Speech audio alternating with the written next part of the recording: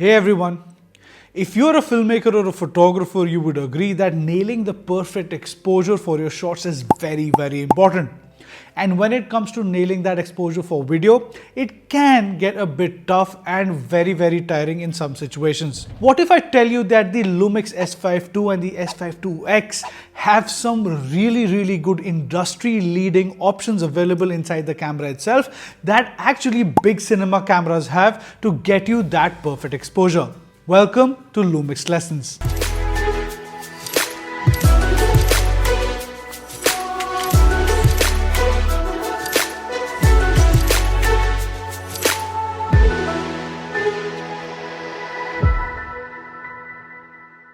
In today's session, we are going to be talking about the things that you need to turn on inside your camera to get that perfect exposure, and also the accessories that you would need to nail it in every situation. First, make sure that you have a gray card.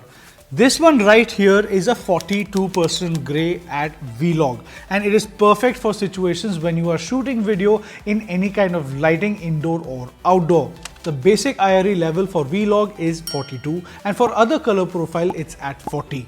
Also remember that the S5II and the S5IIX have dual native ISO, 640 for the lower circuit when shooting in Vlog and 4000 for the higher circuit. Try to make sure that you're shooting at the native ISO levels whenever you're nailing that exposure. Now let's dive into the exposure tools that the camera has. The first one is histogram.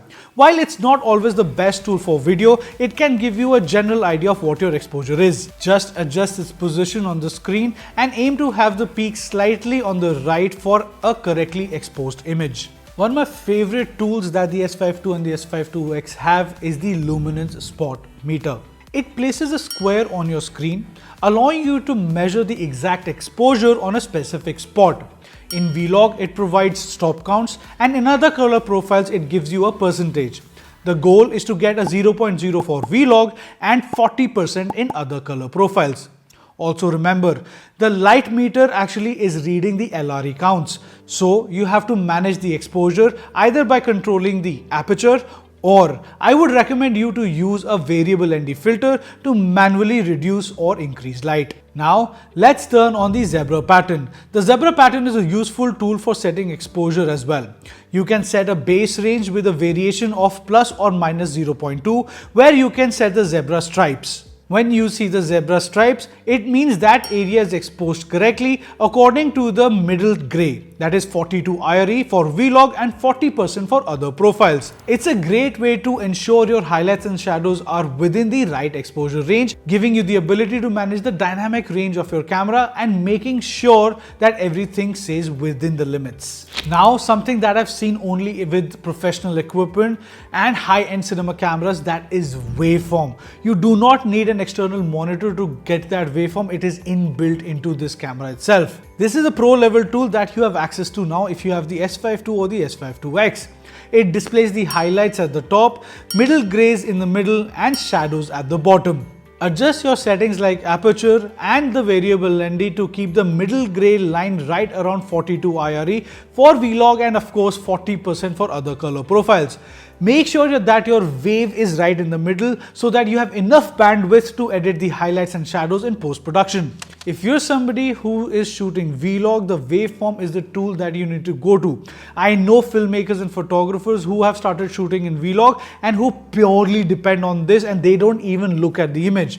In some cases, the image actually would look overexposed or something like that. In that cases, please go to this tool and it will give you the correct reading so that you can actually get your highlights back in post-production and recover your shadows as well. We've explored all the exposure tools of the Lumix S5II and the S5IIX. These tools are incredibly powerful and will help you out capturing beautifully exposed videos in different situations. If you're somebody who is very much serious about skilling up and getting that perfectly exposed images, well, then use these settings. And if you have any questions, put it in the comment box below. And of course, don't forget to like, share and subscribe. Until next time, ciao.